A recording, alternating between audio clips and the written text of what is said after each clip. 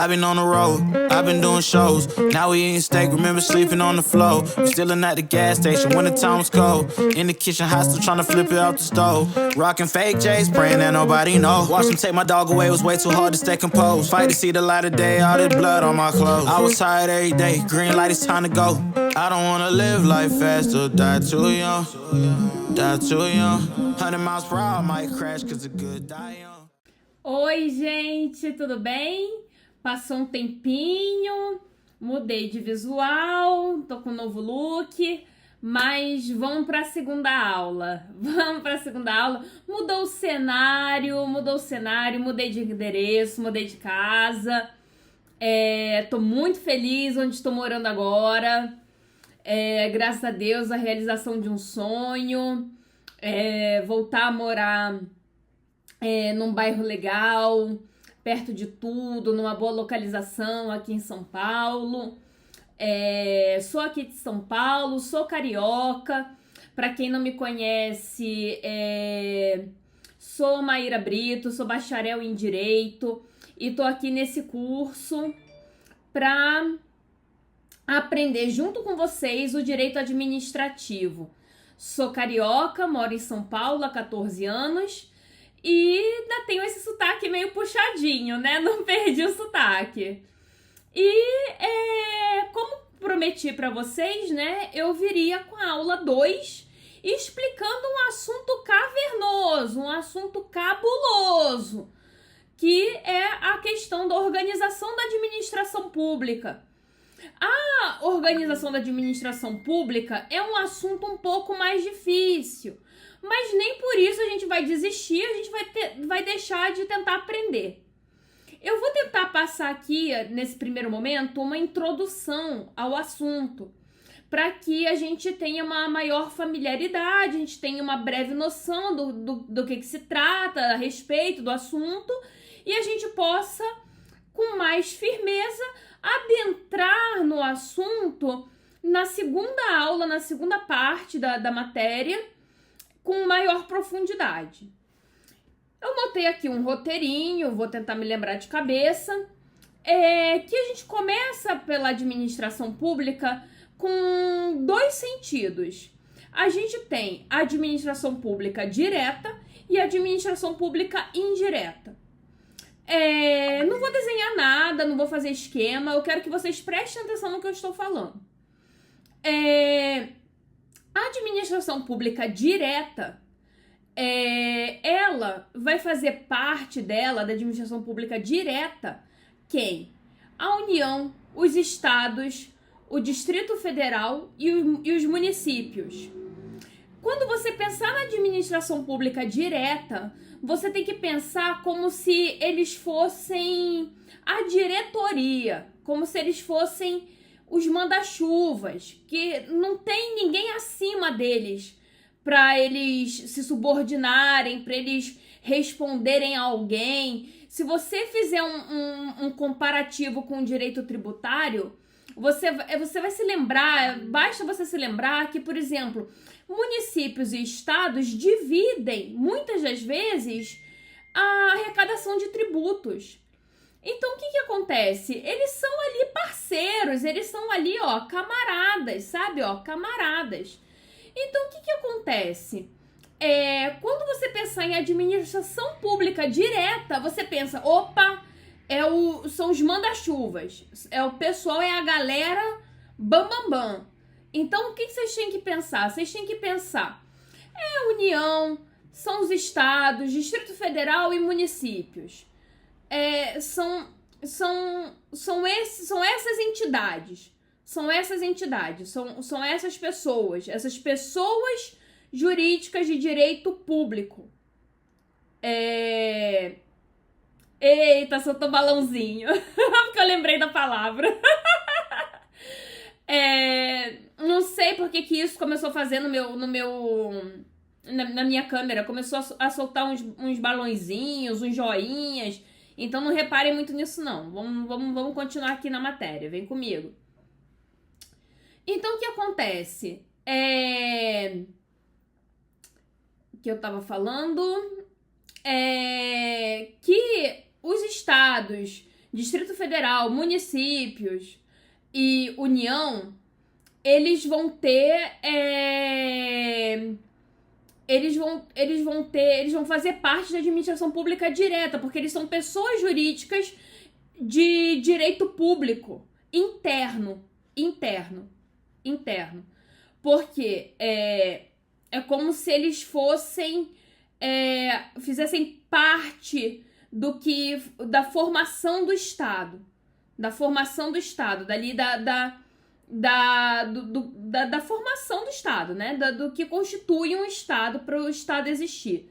Então, eles são ali, internos. Então, o que acontece? A partir disso, você tem a administração pública indireta. Essa administração pública indireta, ela vai começar a existir a partir de um fenômeno chamado desconcentração. Ou seja, quando a administração pública direta precisar desconcentrar suas atividades, ou seja, precisar criar órgãos para desempenhar atividades típicas do Estado. Então, ela vai criar órgãos que vão ser subordinados a essa administração direta. Os órgãos vão estar na administração indireta, mas eles vão ser subordinados, à hierarquia, à subordinação da administração pública direta. É como se a administração pública direta supervisionasse as atividades exercidas e desempenhadas pelos órgãos da administração pública indireta. Então, o que acontece? Na criação de órgãos, os órgãos, eles vão desempenhar papéis, eles não possuem personalidade jurídica própria, mas eles têm capital próprio, eles têm algumas características que são peculiares dos órgãos. E, nesse sentido, o mais importante vocês lembrarem é que eles sofrem a subordinação e a hierarquia do respectivo ministério, porque se você está na administração pública direta, você vai ter um Ministério da Saúde, um Ministério da Agricultura, da Cultura, da Educação, e esse ministério, né, porque não vai ser o governador, não vai ser o prefeito, não vai ser aquela pessoa que é o chefe do executivo que vai estar supervisionando aquele órgão da administração indireta. Quem que vai estar supervisionando? Vai ser os ministérios, por meio dos ministros. Lembra que lá no Constitucional a gente vê que, por exemplo, o chefe do executivo da União, né, o máximo do executivo, o presidente da República, ele pode nomear ministro para pasta. Lembra que, sem entrar em méritos políticos, mas na última eleição, quando Lula foi eleito, o que aconteceu? Ele nomeou gente para o Ministério da Educação, para o Ministério da Saúde, para pasta de não sei o que, para pasta de não sei o que lá. Por quê? Porque essas pessoas vão ser encarregadas de fazer esse controle do desempenho, do exercício ali efetivo das atividades que estão sendo exercidas pelos órgãos da administração pública indireta. E como que isso pode impactar na nossa vida? Por exemplo, como está rolando agora, como está acontecendo agora, o concurso unificado, concurso público unificado, concurso unificado. Isso foi uma decisão que foi articulada, então, por pessoas que são tanto políticas quanto pessoas que são de ministérios, né? Se você parar para pensar, tem a administração pública envolvida para tomar determinadas decisões no âmbito da administração pública, como neste exemplo, para contratação de pessoal. Então, assim, nesse caso, então, a gente tem o fenômeno da desconcentração. Órgãos, desconcentração. Esse macete, ó, se você não tá sabendo, você tá por fora, porque é antigo. É antigo. Desconcentração é para criação de órgãos da administração direta para criar órgãos que vão ser parte da administração indireta, que são subordinados e são hierarquicamente, respondem hierarquicamente ao ministério ao qual se vinculam. Então, dessa forma, a gente tem aí uma forma de organização da administração pública, como que ela funciona, como que ela se organiza. E também existe um outro fenômeno, que é o fenômeno da desconcentração. Centração, entidade, criação de entidades. Essas entidades, elas vão ser criadas de uma maneira vertical, dentro da própria administração pública direta.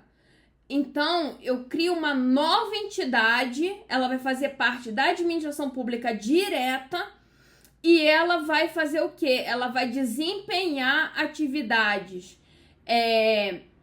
ou típicas de Estado ou que tenha caráter econômico, ou que tenha para desempenhar uma atividade econômica. Então, assim, a gente pode pensar nos Correios, que desempenham uma atividade econômica. A gente pode pensar em alguns exemplos, assim, que não vale muito a pena ficar se apegando em ANEEL, ANA, a NTT. Não é muito isso que vai fazer a diferença na hora de você responder a questão.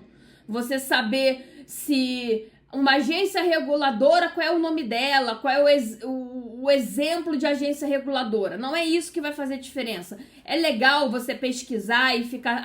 essa daqui é agência reguladora, essa daqui é uma autarquia, essa daqui é uma fundação. Ótimo, beleza, mas isso não é o que vai fazer a diferença. O que vai fazer a diferença são conceitos teóricos, é teoria.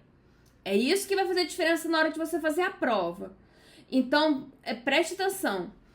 Quando a entidade ela é criada de maneira vertical, porque ela está dentro da própria administração pública direta. Então, se ela está dentro da administração pública direta, ela não sofre hierarquia. Ela não sofre uma questão de hierarquia, de ter que responder hierarquicamente a ministério nenhum. O que ela vai sofrer é um controle finalístico ou controle hierárquico, mas no sentido de que ela vai ter alguém a quem ela se vincula, mas ela não vai responder de maneira como se ela fosse inferior àquele órgão, não. É para responder se ela está cumprindo com a finalidade que ela foi criada. É nesse sentido.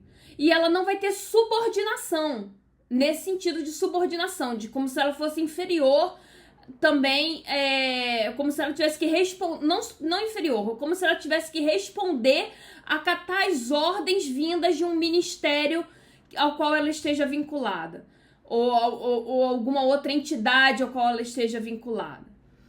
Ela não sofre esse tipo de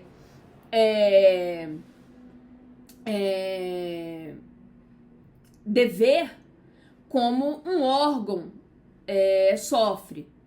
Então, ela, na verdade, sofre o controle finalístico e que tem muito mais a ver com a questão da fiscalização, se a atividade que ela exerce está cumprindo com a finalidade ao qual ela foi criada, e não necessariamente com ordens que ela deveria receber, nesse sentido. E que esse controle finalístico pode sofrer um certo tipo de controle externo vindo por parte do TCU. O TCU, o Tribunal de Contas da União, ele pode exercer uma fiscalização nas entidades, e a gente vai ver daqui a pouco qual é a diferença entre um órgão e uma entidade, para ficar bem claro qual é a nomenclatura de um órgão e de uma entidade, o que diferencia cada um deles. O TCU pode vir numa entidade e pode fazer um controle externo. Por quê? Porque o TCU, ele, além de auxiliar a administração pública direta, né? O que ele faz? Ele auxilia de que forma? Fazendo o controle de contas, né? O controle financeiro para ver, tipo, se tá correspondendo àquele... Como se fizesse uma auditoria, como se fizesse ali, tipo, uma checagem para ver se as contas estão batendo, se o patrimônio tá certo, se vamos supor, se o balanço patrimonial, se essas questões mais contábeis, se elas estão corretas. Também faz uma questão de análise de quadro de funcionários, se a admissão foi correta, se não foi, se a admissão do quadro de pessoal estava dentro da legalidade, se não estava. Ou seja, faz alguns ajustes ali, um pente fino, para ver se está sendo respeitada a lei, né? Se está sendo seguida a lei. Como se fizesse uma espécie de auditoria, assim, para ver se está em conformidade os critérios para ser cumpridos certos objetivos, seguindo uma determinada norma, nesse sentido. Então, o que acontece? O TCU faz esse meio de campo. Então, a gente já tem aqui, recapitulando, a gente falou sobre administração pública direta, administração pública indireta, a forma de organização da administração pública quando ela se dá através da desconcentração e da descentralização,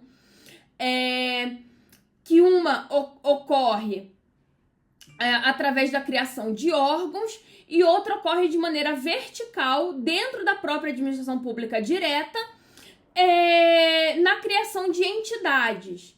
E a questão do controle finalístico, né, para as entidades, com auxílio do TCU por meio do controle externo, e que é diferente dos órgãos, que para os órgãos eles sofrem a subordinação e a hierarquia ao ministério ao qual eles estão vinculados.